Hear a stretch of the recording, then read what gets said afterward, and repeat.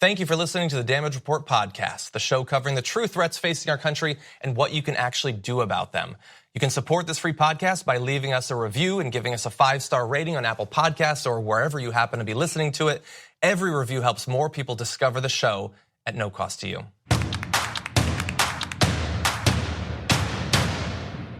Hey everybody, it's the Damage Report. I'm Johnny Roll. Jared Jackson, as always on Wednesdays, is joining me in the studio. The report shall be damaged. Yes, exactly. If anything is damaged, it's probably my vocal cords.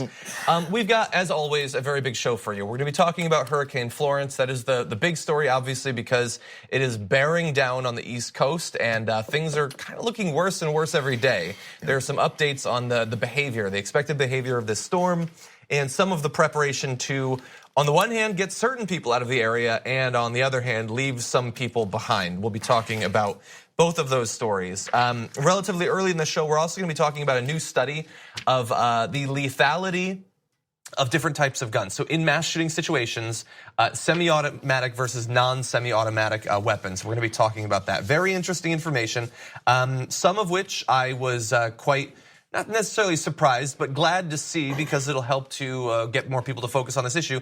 One area I actually dispute, so that will be fun. And later on the show, I want to talk about the midterm elections with JR because Donald Trump has a new theory about what would happen were he to be impeached. And it is a very Trumpian sort of response to that. Obviously, it's obviously would be a disaster, but he gets very Trumpy about it. And also, yesterday was 9/11. Yeah. And I think we've tracked down one of the worst 9/11 tweets. Who is it? I mean, I'm sure there's but the thing is, there's probably a lot to choose from. Like, you may not be surprised, but you may not be able to guess it either. Yeah, that's true. And look, honestly, I don't follow a lot of horrible people on Twitter. I do get notifications when Donald Trump tweets, which has been a mental health exercise on a daily basis. Yeah. But we will talk about that. Before we get into the hurricane, though, I did want to mention I saw Jordan Null had tweeted a headline having to do with Ron DeSantis from one of the newspapers down in Florida. So Ron DeSantis is the Republican nominee for the governor's race, and he's going against Andrew Gillum. And Ron DeSantis is the guy who said monkeying with the race. He didn't want to monkey this whole thing. He didn't want to monkey this up. The progress that they've made in Florida, of course, yeah. Exactly, because he's running against an African American. So just weird, drops this weird phrase. It's not a phrase. And then we find out that he'd been speaking at these racist group gatherings, but still not a racist. And now the headline is he's apparently still needs to flesh out his platform, but before talking with the media. He doesn't feel comfortable talking about what he would do as governor yet because he hasn't spent enough time thinking about working with experts to flesh out his platform.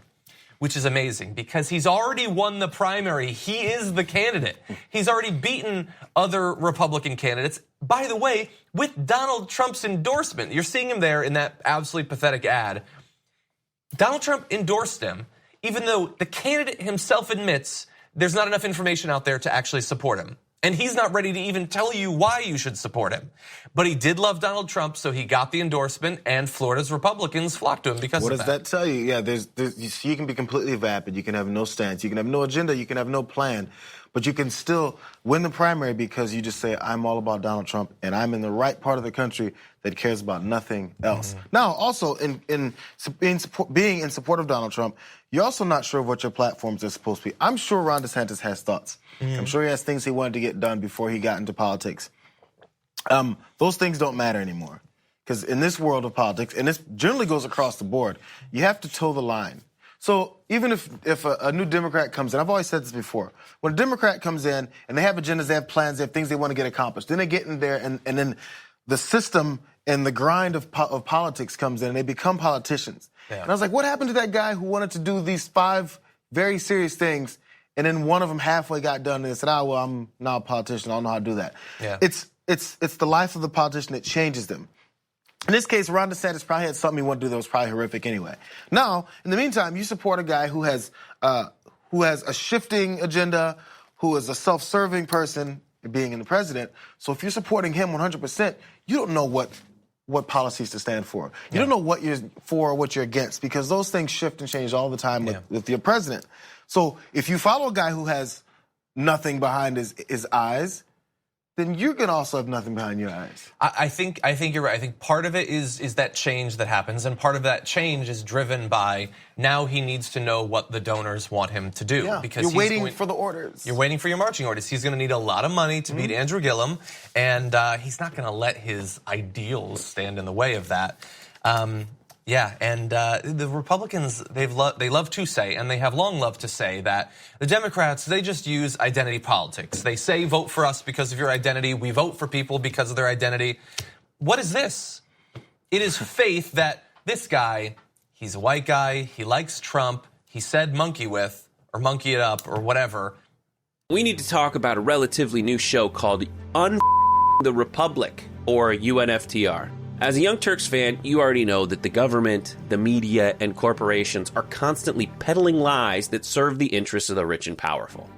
But now there's a podcast dedicated to unraveling those lies, debunking the conventional wisdom. In each episode of On the Republic, or UNFTR, the host delves into a different historical episode or topic that's generally misunderstood or purposely obfuscated by the so-called powers that be, featuring in-depth research, razor-sharp commentary, and just the right amount of vulgarity. The UNFTR podcast takes a sledgehammer to what you thought you knew about some of the nation's most sacred historical cows. But don't just take my word for it. The New York Times described UNFTR as consistently compelling and educational, aiming to challenge conventional wisdom and upend the historical narratives that were taught in school. For as the great philosopher Yoda once put it, you must unlearn what you have learned.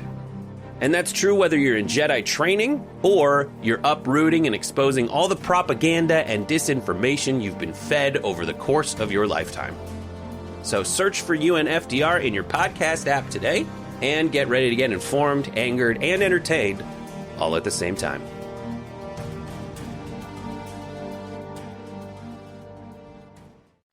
I know what he's about. We share we share these certain values, not attached to policies. Again, because he refuses to talk about policies. These are identity things that people like. They want just say you're with Trump, and then everyone will know you probably like the same people Trump likes. You hate the same people Trump hates. Would you count out a candidate for Congress who, in a Republican primary, literally wore a Trump mask? I don't know that we could write that person off at this point, because I think a lot of people would just say, ooh, I like the looks of that. I mean, Ron DeSantis did it in an ad. He effectively wore a Trump mask. So he did it, he did it tongue in cheek. He'd be like, oh, my kid, hey, build that wall, son. All that stuff, right? He was doing that, but it was supposedly tongue in cheek, but it was also, hey, I will do anything to back up this guy. Yeah. So, look, obviously the situation is a little bit ridiculous, but also serious, because we're talking about the governor's position of a massive and very important state. Obviously, the governor of Florida, that has electoral consequences outside of just that race. But let's turn to other news from the East Coast. Incredibly important and worrying information about Hurricane Florence, which we've known for several days now, at the very least, is a big storm. As Donald Trump has said, it is very, very wet. It has a lot of water. He literally said that. But it is a serious situation. More than 1 million people are being ordered to evacuate ahead of the storm. It's moving in towards the Carolinas, although apparently slowing down a little bit. Not necessarily in terms of the wind speed, in terms of how fast it's moving across the water towards the coast.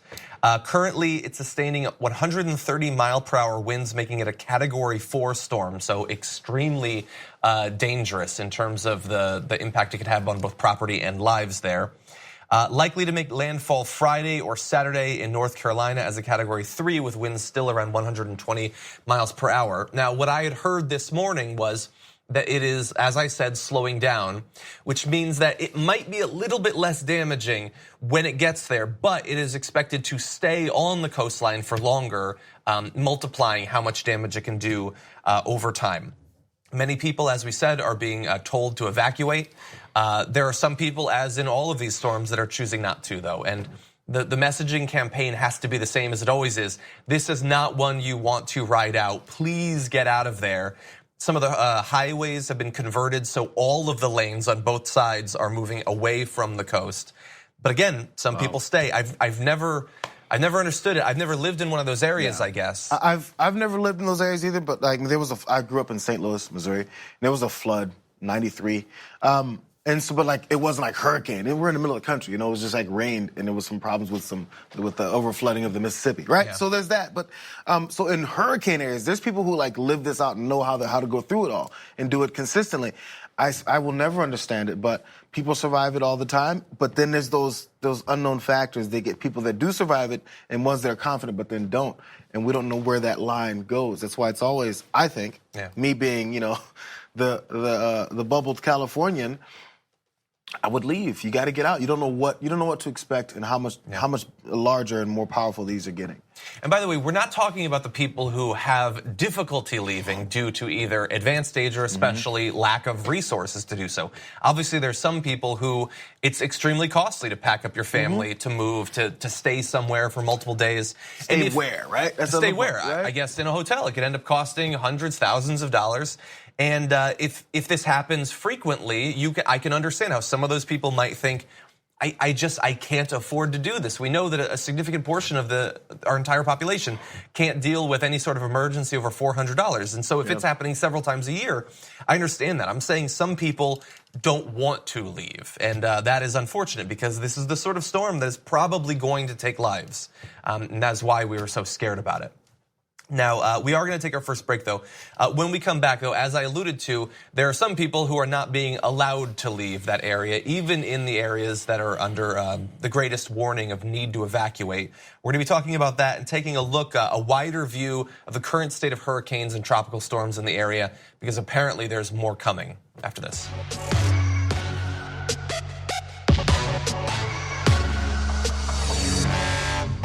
Welcome back, everyone. This is the Damage Report. Nailed it. I'm John Adirola. Jared Jackson is here as well, and we're talking about Hurricane Florence. So obviously, the effort is on right now to get as many people away from the coast as possible until we know more about how long Hurricane Florence will be lingering in the area, how it might travel along the coast. But I did see this story, and so my co-host from Thursday's show, Piper Parabo, was tweeting about this, and a huge number of inmates in a county prison are going to be left in the area. This is 934 inmates and as many as 119 prison staff at the Jasper County Prison were ordered to stay behind despite a mandatory evacuation for that region. Guards would not have the choice to opt in or out if they're scheduled to work during Hurricane Florence. And by the way, so they have these maps, and the maps have color-coded areas for how severe the need to evacuate is. I personally would just say you have to evacuate if it's a dangerous area, but they do have it color-coded up to a dark red. This prison is in the darkest classification, and they're going to be left there. These guards against their will, obviously the prisoners against their will as well. And if you recall, when Katrina happened, a significant number of prisoners, some have died, just died. They weren't prioritized, obviously. It was a huge disaster. It is possible that we could be looking at that same sort of situation. Well, we don't care about prisoners, right? They all deserve to die, right?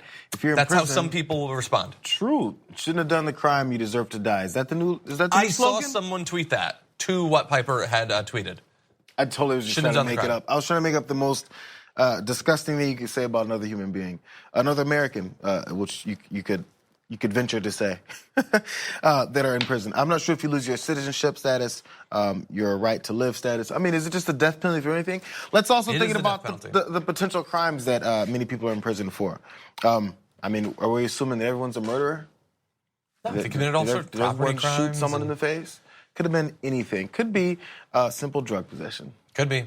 Which we know is a large percentage of prison population anyway. Or just some kind of crime that was associated with something with a drug paraphernalia type of thing. Anyway, outside of that, I thought we cared about law enforcement. I don't know, are the prison guards, are they considered law enforcement? It seems like they should be. I mean, they're kind of continuing to enforce the law on people who've been imprisoned.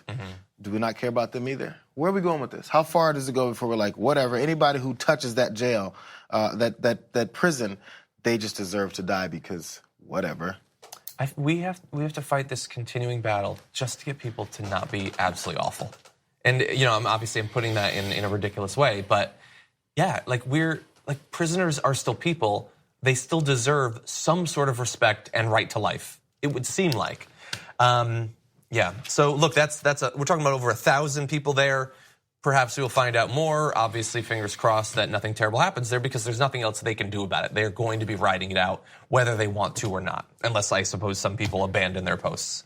Okay, now moving on, I had talked previously about how bad the upcoming situation in this hurricane storm was on yesterday's show. Let's bring up this first tweet from Philip Klotzbach. Talking about the Atlantic now has 3 hurricanes at the same time, Florence, Helene, and Isaac. The 11th year on record that it's had 3 hurricanes. That used to be a kind of rare thing. You're seeing the other years there, and you have multi-decade gaps there at various points where you don't. Or even into the 90s, you had a 15-year gap. You know, you had a 12-year gap between 98 and 2010. No, so we've got a bunch of them, obviously. That's becoming more common. And if you bring up this next, this is the graphic that I had alluded to yesterday. If we advance to the next one, you're going to see all of the different hurricanes and tropical storms currently there. Those are all moving. Now, many of those are not going to make landfall. Some will simply dissipate. That is expected. But you now have a situation where you have any number of different possible storms that could become absolutely disastrous calamities if things go wrong. Well, that's just what happens. You know, it's the normal evolution of our planet, John. Yeah. It's nothing Apparently, else it's going on here. Probably sunspots, I would say. Normal cyclical variation in hurricane formation. Some people would have you believe that. Well, as long as there's another sonic boom from, was it Alaska that John Kerry went? It was Antarctica. Oh, he went to Antarctica. Shot a laser beam and fused 2 hurricanes together. This is literally something people believe on the internet. We have to fight against so many things. But, the conspiracy theorists. But despite that, scientists that have proven climate change is affected by man-made, I guess, pollutions, among other things, they're all being paid to lie to us. But things like supersonic waves, I'm not even sure what it was that John Kerry shot out of his, I think he shot out of his eyes. I don't know. That's crazy. Now you're being ridiculous, I think his son is Cyclops. He might be. Would you like to hear one of the worst developments having to do with hurricanes in the past 24 hours? Yes. So this is something that I saw yesterday in our election coverage on TYT. We were doing a primary election coverage. We'll be doing it tonight and tomorrow night as well, so feel free to tune in live. And I saw that Rachel Maddow had Senator Jeff Merkley on, who had documents showing that the Trump administration had transferred nearly $10 million from FEMA to ICE just ahead of hurricane season. They're going to be using that money to beef up detention centers, which they want to put obviously more people in and keep them for longer periods of time. So this is something that they did in advance of hurricane season now, which would be in any year a ridiculous prioritization of money. But this is coming after last year when we had Texas. You know, forget about Puerto Rico for a second. Texas was devastating. And then obviously with Puerto Rico, we had one of the worst disaster responses in American history with over 3,000 people dying. After that experience, Donald Trump says, you know what? We need more money for ICE. We need to lock up more kids and keep them for longer periods of time. So screw disaster preparedness. We're going to take that funds and give it to immigration. Which one of these is better for the base of hateful people that helped get him into office? That's for their feelings or for their lives, because a lot of them live on the coast. Who cares about their lives? Again, that's what happens when you have. We do, by the way. Well, yeah, we do. But that's what happens. I'm talking about. That's the thought process for this kind of move. That's what happens when you have minions. You know, yeah, that's true. They're dispensable. You're like, I've got several million of them. If I lose a couple 100,000, that's okay. Who cares if they die? If they if the job situation that I put them in leads them to many kinds of deaths. We talked about how in certain areas of the country there was more kinds of deaths since this guy has been in office, which were enhanced because of things like that. So whenever you have people who are just willing to follow blindly, you don't care about them. They're mindless, 2 eyes looking at you, and you go, whatever. It can end. It's fine with me. Like people will do so much to protect their lives in certain areas. So if they're concerned about international terrorism, they'll build a wall along the entire southern border to stop terrorists from coming across that aren't even coming across. But there's certain things they won't do. So Donald Trump yesterday in a press conference said that the response to Hurricane Maria, the situation in Puerto Rico, was one of the unsung songs of success in our time. 3,000 people died. If the bus driver that your kids went on the bus to get to school got into an accident, totally his fault, had lost 3 kids, and then did a press conference and said, you know what, I really don't think I'm getting enough credit for how amazingly I handled that. Would you put your kids on that bus the next day? Of course you wouldn't. Of course you wouldn't. And here Donald Trump is saying, not only does the record show that he will not protect you, that he is not either equipped or interested in protecting Americans from natural disasters, it's that even once he fails, he will brag to you about how awesome of a job he did. This is not hypothetical. This is not us talking during the campaign. You should be worried because he doesn't know what he's doing. He's incompetent. This is us responding to thousands who have died due to his lack of action or lack of interest. It's already in the historical record, and he is gearing up to do it again this year. So moves like this, again, it illustrates what you get signals for this guy. Okay, so when he's running for office and he shows how much of a racist he is, so you know he's not going to care about certain folks. So he's willing to take $10 million from FEMA, which is from other Americans, and send it to making sure that he has more detention centers for more children that he already separated and said this is going to be a policy of deterring them from coming into the country with their families at 3 years old or 18 months old. Anyway, so he moves all this money for that. We had illustrations of how he would do this because he shows he's a hateful person. All he cares about is self-aggrandizement. So once he's going that direction, how are we surprised about this anymore? On guns, kids get killed in schools. He does nothing about, and the rest of the Republican Party does nothing about. Now the hurricane disaster relief, it's perfectly fine. It's the best ever. How is it? How is it we can keep buying this sad story he keeps selling? Some people do. I mean, his approval rating is going down, so not everybody, but some people do. Okay, we are going to take our second break. When we come back, we're going to have that study on guns. Which sorts of guns lead to the most deaths and mass shootings? Shocking data after this.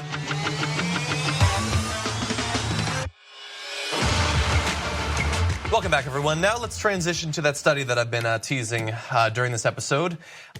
This has to do with mass gun violence, a big study of FBI data on nearly 250 active shooter incidents since the year 2000. Almost 900 people wounded, 718 killed in these incidents, and it compares the lethality and number of people injured when the shooter has a semi-automatic weapon versus a non-semi-automatic weapon. For those who are not familiar, a semi-automatic weapon is one in which a pull of the trigger both discharges a bullet and also recocks the weapon so that another pull of the trigger will fire another bullet, rather than you having to do something else in the interim. It allows, obviously, for more shots to be fired in a smaller period of time. And the most important, I guess, headline version of this is that gunmen with semi-automatic rifles wound and kill twice as many people as those using non-automatic weapons. They mean non-semi-automatic there.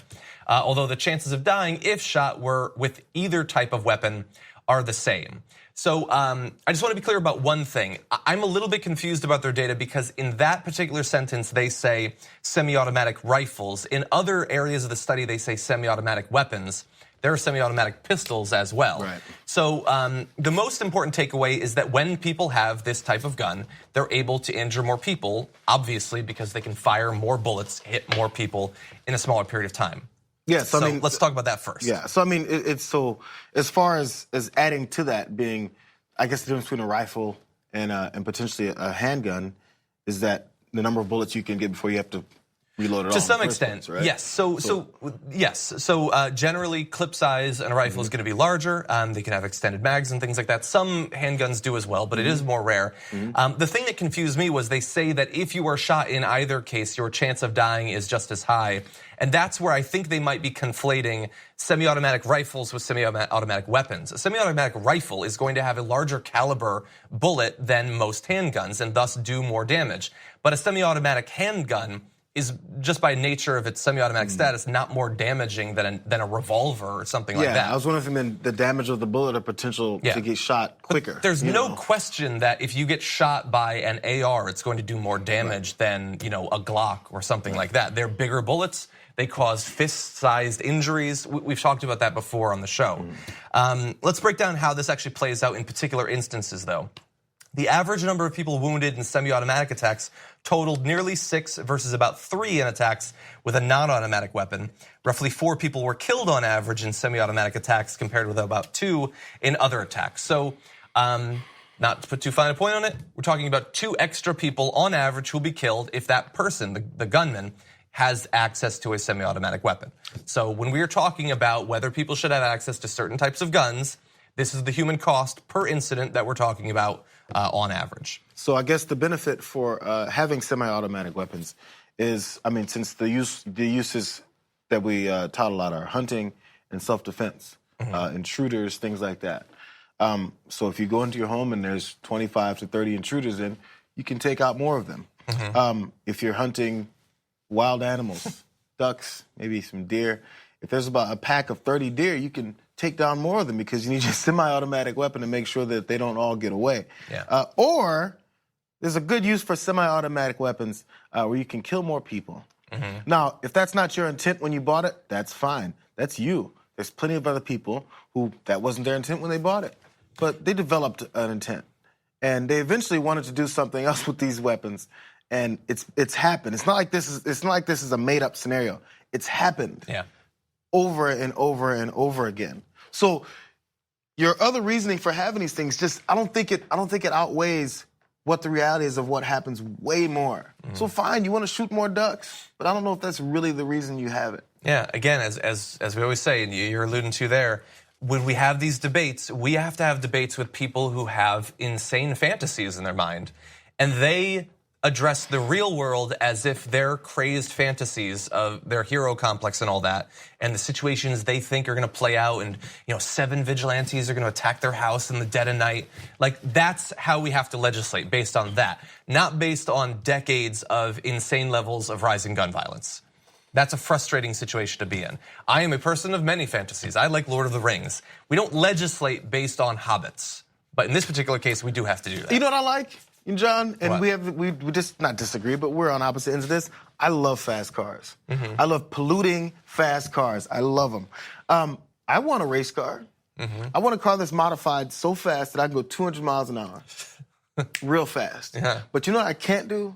I can't modify my car to make it go 300 miles an hour on the street. The police will see that. They can tell certain cars that have modifications on it that are probably illegal, and they can check it out and be like, oh, you're not supposed to have this on your car. And be like, hey, I'm a red-blooded American. I like to speed. That's a fantasy of mine. But people die, and they kill other people when they do this sometimes because they don't really know how to control cars to get that fast. There's reasons for laws. So we can have them in other arenas as well. Yeah, and you can watch Fast and Furious movies. They're quite good, actually. Plots don't make any sense, but they're exciting, especially since The Rock joined it. Okay, let's move on to a very serious situation. We talked earlier this week. Botham Shem Jean is the individual who was killed inside of his own home by a Dallas police officer, Amber Geiger. We now have a few updates on that situation. Again, Amber Geiger had been arrested after a couple of days. Her name was withheld for about 48 hours. She has been arrested, is out on bail. And the story that she has been given about what happened keeps changing. Originally, she was trying to get into her own apartment, we heard. She used her key fob multiple times to try to get in. It wouldn't allow her in because it's not her apartment, and then it led to the shooting. Then it was that the door was ajar, and so she was investigating, which isn't true. But even if it were true, I could walk through an apartment complex. If a door is ajar, how is that any of my business? Doors can be left ajar. But this one wasn't. So Sean King posted a video of people inside of that apartment complex showing how the doors, like Botham Shem Jean's door actually works. Here is a video of that, and it will really get into whether these doors can be left ajar. This is my key. This is my fob. I turn it, I open. Let me see if my door stays ajar. Nope. Lies. They cannot be left ajar. They close automatically. That's the type of door it is. So great job in having that be your second draft story on what actually happened. Something that is so easily refuted by all of the individuals living in the apartment complex where the incident happened. Well, I'd like to know, I'm not like to know, because as we're hearing from some of the accounts, there was also other things being said that don't match up with her story as well.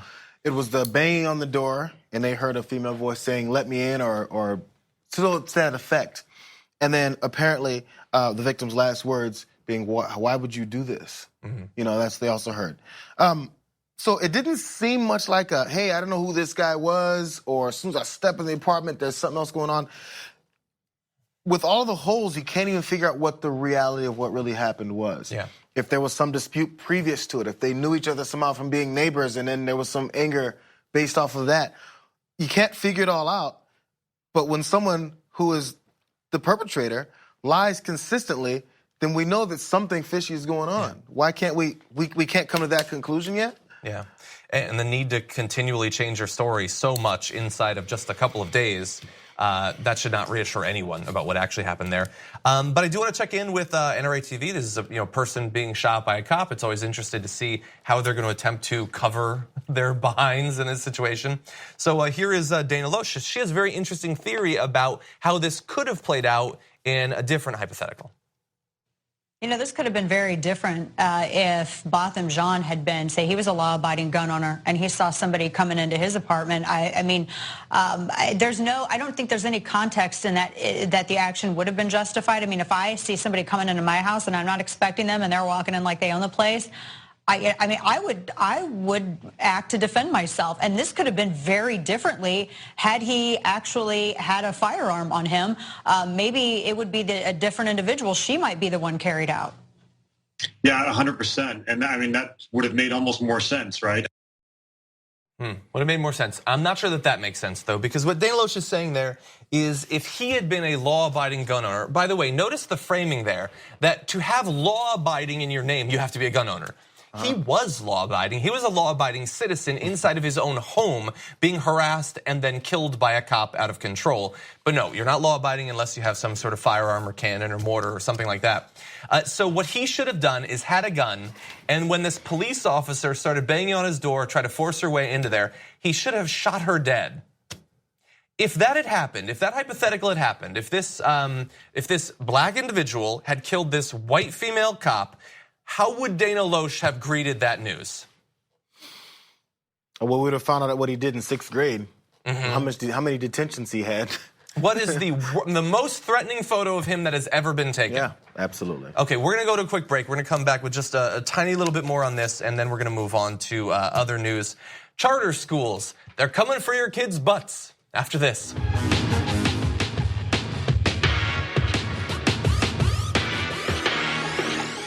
So the push for more charter schools in America is obviously problematic for a lot of different reasons. We're not going to retread all of those in this segment, but I am actually curious about this story and how Jared Jackson, the co-host for today, is going to respond to it. Because apparently now, paddling students will be a disciplinary policy at a Georgia charter school. And parents who don't consent have to agree to up to 5 days of suspension for their children instead. So you have paddling or 5 days of suspension at this charter school. So again, this is a school that you are paying for, at the very least if you live in that area. So let's talk about the specifics of how this is going to play out. The Georgia School for Innovation and the Classics. Yeah, I've always thought that paddling was a classic. Sent parents a letter last week asking permission to hit children with a wooden paddle. Superintendent Jody Boulino says the kindergarten through 9th grade school has received a little more than 100 of the forms back, and a third of them give consent to use the paddle, which that should be national news by itself. But they're going to be paddling these kids, by the way, up to 9th grade. You're talking about teenagers at that point that these teachers or whatever will be taking and paddling on the butt. That bothers me for so many different reasons. What do you think? One. The perviness of it. Okay, there's one. I don't want you having any interest in the butts of kids, let alone 9th grade kids, and being able to skulk around the school trying to find some sort of infraction that will allow you to take this kid and paddle them. We continue to put our trust in these. Teachers are just other people with whatever weird proclivities they have in life, whatever things they like to do, or anger problems, or disdain for certain children, or biases because of who certain kids are. All that goes into play, and they can make a decision to hit your child up to 3 times, I think it says. Yes, up to 3 times in one session. Spanked on the buttocks in an office with closed doors and shouldn't be struck more than 3 times. So with your hands on either a piece of furniture or on your knees. I want you to imagine your child bent over in front of some stranger, keep it real, while they paddle your child while you're somewhere at work or at home or whatever it is you have to do during your day, and you write a piece of paper that says, do that. You failed. Insane. You just failed. Yeah, look, so I was talking before the show with Brett. Some of the biggest, longest arguments I've ever gotten into with my best friend were over corporal punishment. He comes from Alabama. He believes it's perfectly acceptable. It's a traditional thing. There's nothing wrong with it. I come from Connecticut. I was spanked once or twice as a kid, and I remember even as a kid thinking, this is kind of weird. Also not that bad. This really is not gonna change my behavior, but this was like East Coast, northern East Coast spanking. This wasn't paddling or anything like that. I think of it as using the threat or the actuality of violence to change someone's behavior, which there's no area of society except for, I guess, capital punishment for prisoners where we allow that, except amongst kids who have the least ability to understand what's happening to them and to do anything about it. We say in that case, with the most vulnerable people in society, yes, you can hit them if you don't like what they're doing. Nowhere else. If I do something that Cenk doesn't like, Cenk can't hit me.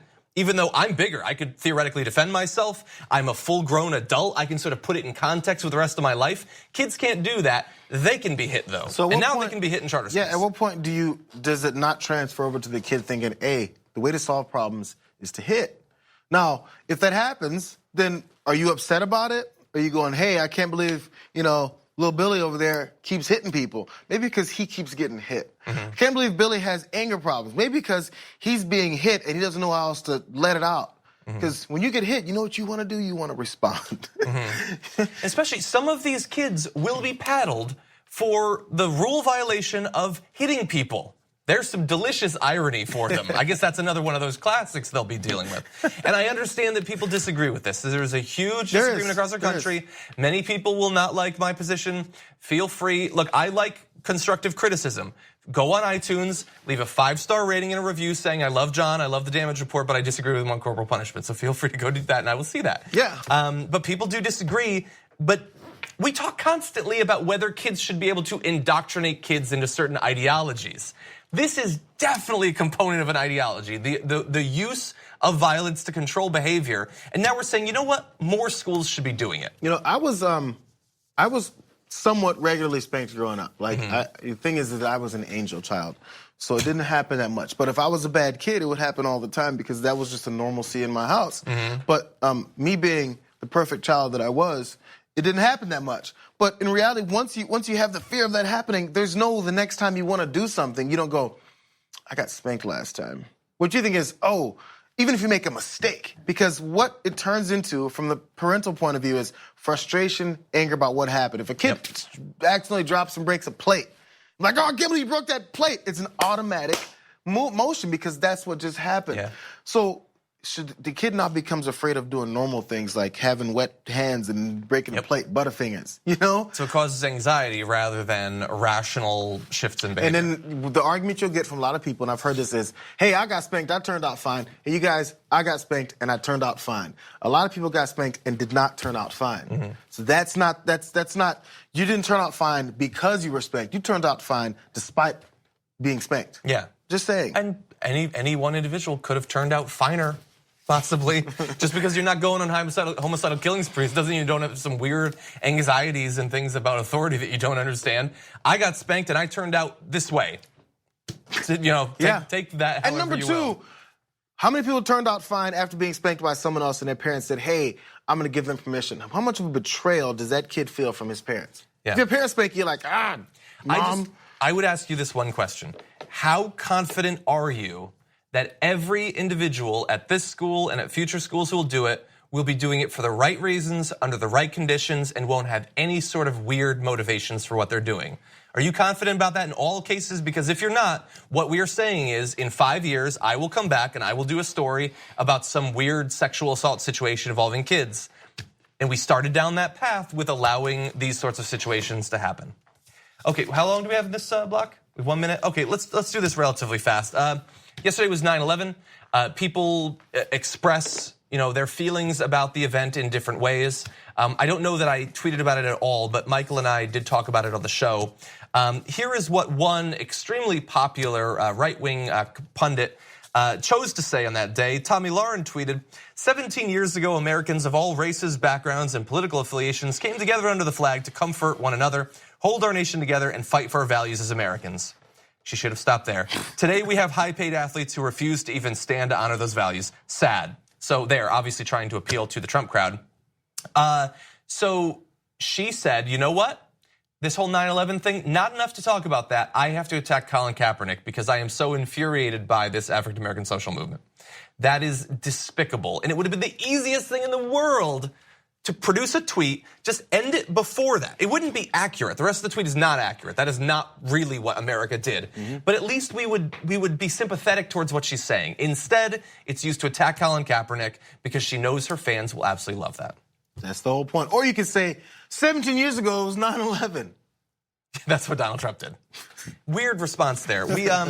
Unfortunately, we don't have our segment garbage people ready to go yet. She would have been the first, oh well. We're gonna take a short break. When we come back, Donald Trump thinking now about impeachment, but hey, maybe it wouldn't be that bad of a thing after this.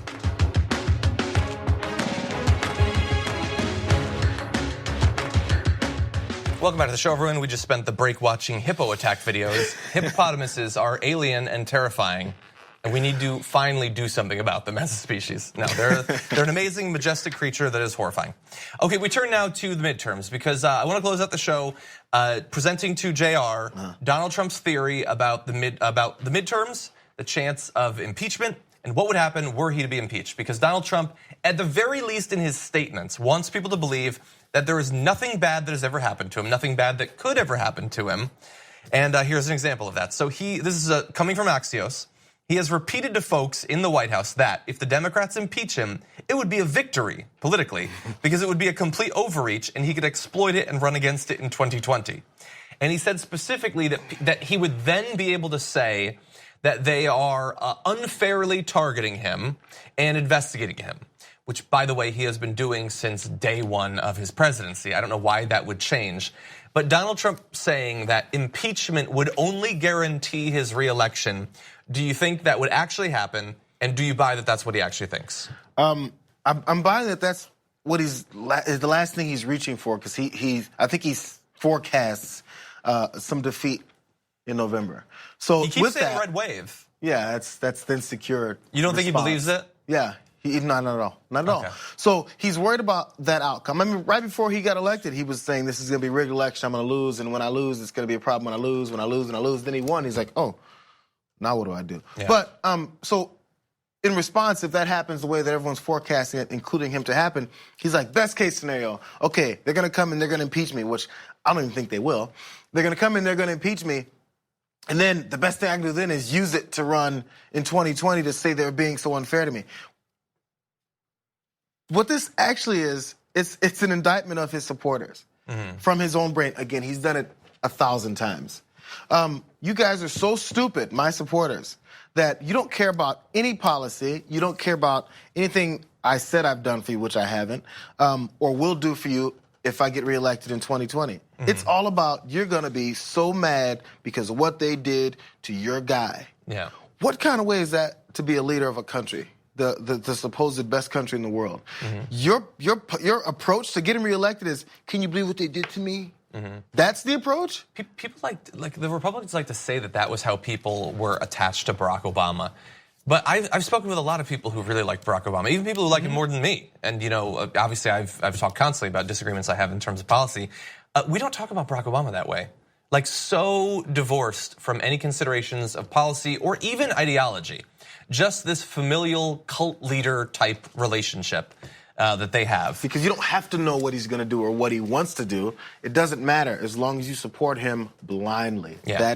That's the approach. Well, and especially if what you're getting out of this is that whatever it is that he does, it pisses off the left. It produces snowflake tears. If that's what you want, then it doesn't matter if he's ballooning the deficit or getting rid of the deficit. If you think it's going to cause libs to cry, you're going to support him. That's no way to run a political party. So if we could just jump right ahead, though, in terms of the midterms, will this actually happen? First of all, the Dems would have to take the House. I don't even think it's guaranteed then. But as of right now, registered voters apparently prefer the Democratic candidate. 52-38, a 14-point advantage, according to a new poll by Quinnipiac. But understand that in the past 6 weeks, it's increased from 4 points to 14. But it had been pretty high earlier than that. So in 6 weeks, it can change by 10 points. There are far more than 6 weeks left to go in these midterm elections. So you can look at these numbers and feel a little burst of hope. That's good, that's understandable, but don't rest on your laurels because that can go back down to 4 or even -4 just as easily. And don't put it past Donald Trump or any of these Republicans to do something tricky, something fishy to get people to rally. Something like what, John Aderola? I don't know.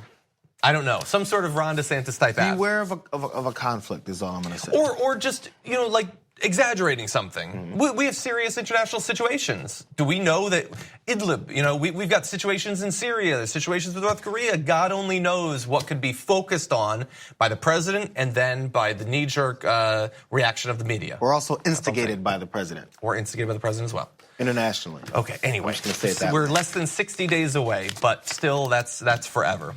JR, thank you for joining me. Great to have you here. Thank you. Thank you, everybody, for watching. Go rate the podcast. Send me a screenshot of it, please, and I'll see you on the next episode.